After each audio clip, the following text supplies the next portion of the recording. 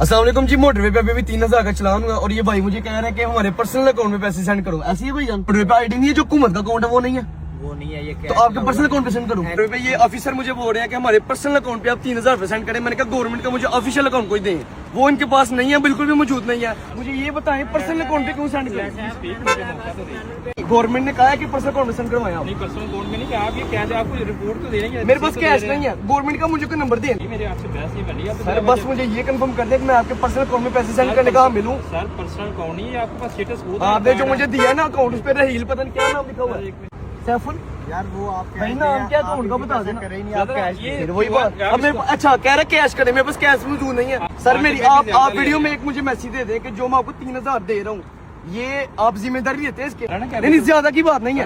आप मेरे तरफ बयान दे देंगे पर्सनल अकाउंट में लगा सकते हैं। चेक कर लो, मुझे मौका दीजिएगा। सर आप जवाब नहीं दे रहे, देखिए ये खुदा दा खौफ का अच्छा चले आप 6000 ले ला मेरे को, झूठ ना बोल।